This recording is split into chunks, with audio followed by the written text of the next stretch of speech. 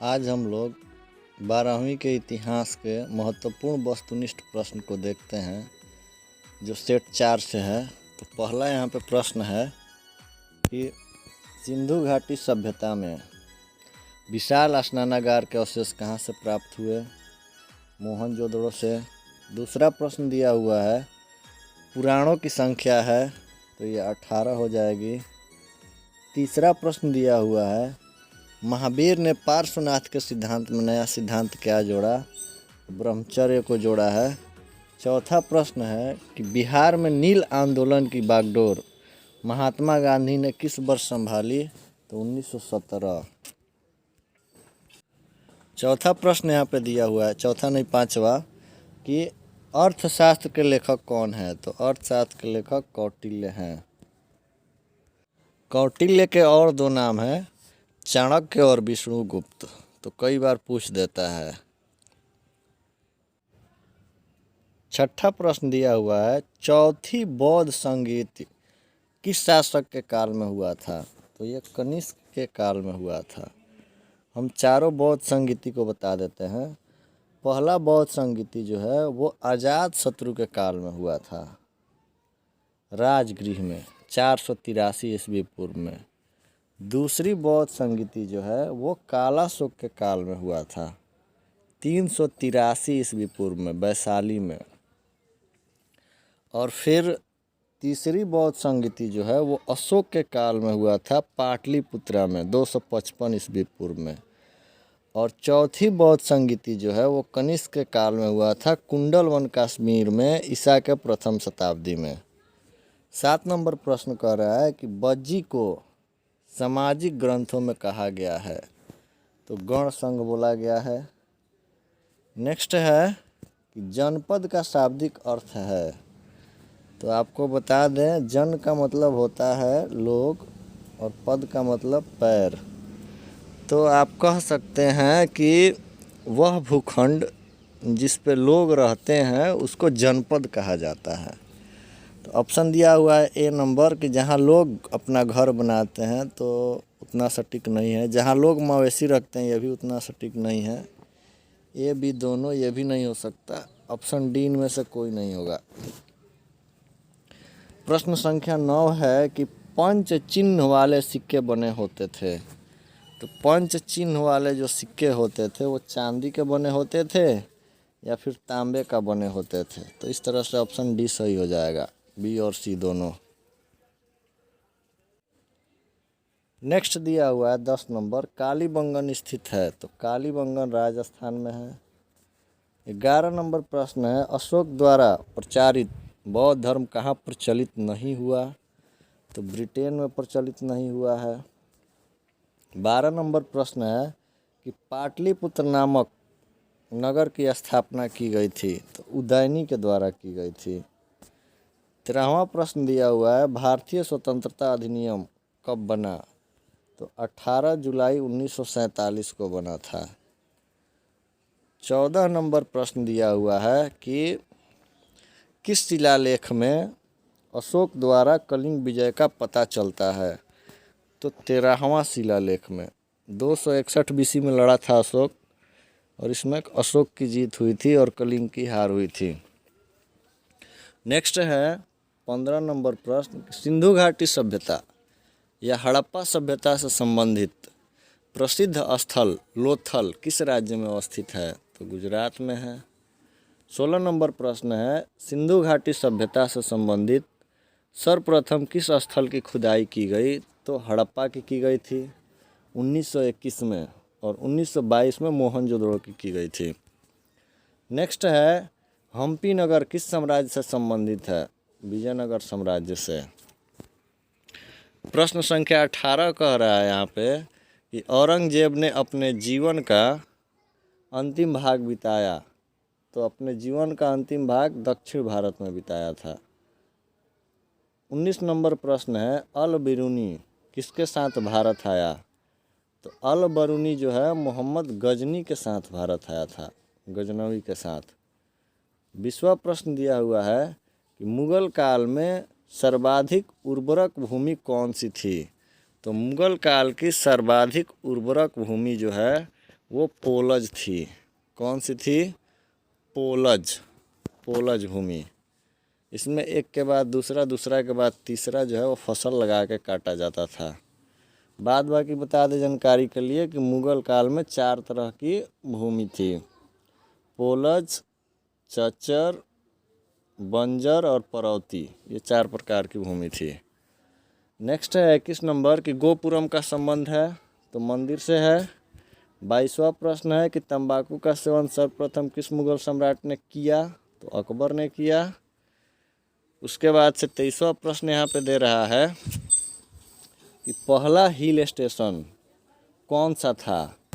तो पहला hill station जो है वो मसूरी था, जो 1823 ईस्वी में बना था और 6758 फीट की ऊंचाई पे यह स्थित था।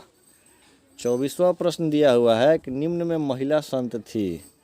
तो इनमें से सभी हो जाएंगी, क्योंकि मीरा भी महिला संत थी, कृष्ण भगवान की उपासना करती थी। अंडाला भी थी, ये भगवान विष्णु की उपासना करती थी। और कराईकल जो कि शिव भक्त थी। तो उत्तर हो जाएगा ऑप्शन डी, इनमें से सभी। 25 नंबर प्रश्न दे रहा है यहाँ पे कि शेख मोइनुद्दीन चिश्ती की दरगाह स्थित है। तो अजमेर में। ये प्रश्न बार बार देता है। 26वां प्रश्न है बाबा गुरु नानक का जन्म किस वर्ष हुआ? 1469 में हुआ था। संथाल विद्रोह का नेता कौन था? तो ये सिद्धू थे, या कान्हू जिसको कह सकते हैं हम लोग। सिद्धू कान्हू 2 लोग थे। 28 नंबर प्रश्न है गंगा पुत्र किसे कहा जाता था? तो भीष्म पितामह को बोला जाता था। इनका बचपन का नाम जो था वो देवव्रत था। 29 नंबर प्रश्न है कि दामिनी कोह क्या था? तो ये भूभाग था। प्रश्न संख्या 30 है किस वर्ष अस्थाई बंदोबस्त की व्यवस्था लागू हुई? तो 1793 ईस्वी में। 31वां प्रश्न दिया हुआ है कि मुगल चित्रकला किसके समय में अपने चरमोत्कर्ष पर पहुंचा? तो जहांगीर के काल में। जहांगीर कहा भी करता था कि कोई चित्रकार अगर आँख बनाए और दूसरा चित्रकार नाक बनाए तो मैं पहचान सकता हूँ कि ये अलग अलग चित्रकारों के द्वारा बनाया गया है। तो इसी के काल में चरमोत्कर्ष पर पहुंचा था चित्रकला। नेक्स्ट है 32 नंबर प्रश्न कि भारत की राजधानी कलकत्ता से दिल्ली स्थानांतरित हुई थी।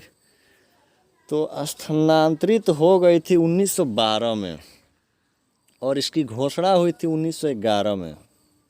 जानकारी के लिए बता दें 12 दिसंबर 1911 को जॉर्ज पंचम का दरबार लगा था दिल्ली में, और उसी दरबार में ये घोषणा हुई कि भारत की राजधानी अब कलकत्ता से दिल्ली जाएगी। तो घोषणा 11 में हो गई थी और 12 में राजधानी बन गई थी। तो यहाँ पे 12 हो सकता है। दिल्ली स्थानांतरित हुई थी तो 1912 में। प्रश्न संख्या 33 है गेटवे ऑफ इंडिया का निर्माण कब हुआ था? तो गेटवे ऑफ इंडिया का निर्माण 31 मार्च 1911 हो जाएगा। 34 नंबर प्रश्न है कि पंच चिन्ह वाले सिक्के बने होते थे। तो पंच चिन्ह वाले सिक्के जो थे वो चांदी के और तांबे के बने होते थे। इसको आहत सिक्का भी बोला जाता था। नेक्स्ट यहाँ पे दिया हुआ है 35 नंबर प्रश्न कि कलकत्ता में सर्वोच्च न्यायालय की स्थापना की गई। तो 1773 ईस्वी में। 1773 ईस्वी। नेक्स्ट प्रश्न दिया हुआ है शंकराचार्य का मत कहलाता है। तो शंकराचार्य जी का जो मत है वो अद्वैतवाद कहलाता है। 37 नंबर प्रश्न दिया हुआ है निम्नलिखित में से कौन सा जैन साहित्य है?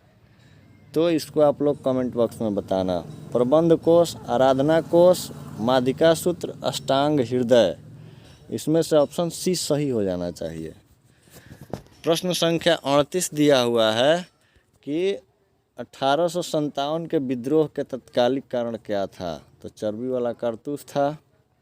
39 नंबर प्रश्न है कि अशोक के अभिलेखों को पढ़ने वाला व्यक्ति कौन था? प्रथम व्यक्ति कौन था?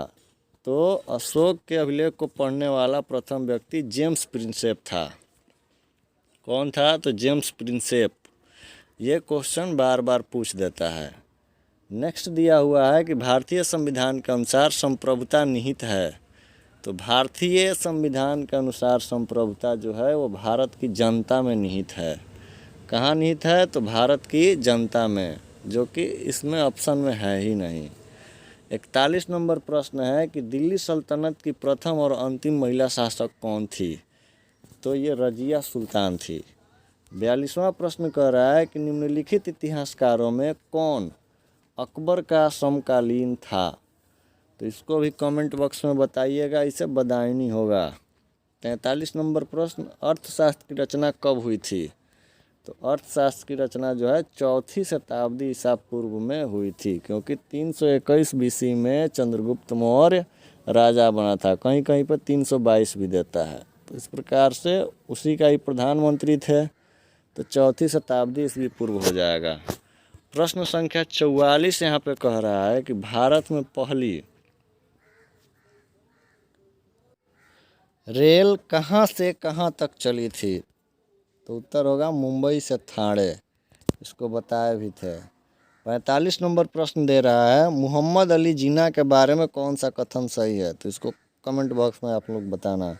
असहयोग आंदोलन का विरोध किया, तो ये सही हो जाएगा। होम रूल आंदोलन का वो समर्थन किया था।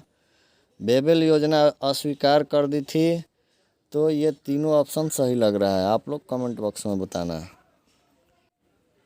नेक्स्ट प्रश्न यहाँ पे दिया हुआ है कि लोदी वंश का अंतिम शासक कौन था? तो लोदी वंश का जो अंतिम शासक था वो इब्राहिम लोदी था। इसी को हरा के बाबर मुगल वंश की स्थापना किया था 1526 ईस्वी में। नेक्स्ट है 47 नंबर प्रश्न कि सहायक संधि की नीति कार्यान्वित की? तो लॉर्ड बेलीजीली ये सहायक संधि किया था। और राज्य हड़प नीति लॉर्ड डलहौजी ने किया था। और कर्नवालिस ने अस्थाई बंदोबस्त वो लाया था। ठगी प्रथा, सती प्रथा ये लॉर्ड विलियम बेंटिंग लेके आया था। नेक्स्ट है 48 नंबर कि 1857 का विद्रोह आरंभ हुआ था, तो ये 10 मई को शुरू हो गया था।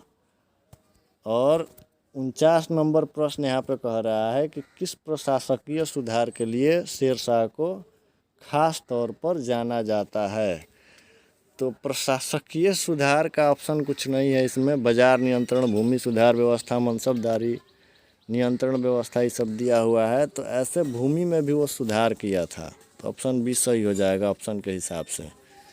और अंतिम प्रश्न यहाँ पे दिया हुआ है कि व्यापगत का सिद्धांत का संबंध था? तो इसको डलहौजी लाया था, जिसको राज्य हड़प नीति भी बोला जाता है। वीडियो देखने के लिए धन्यवाद।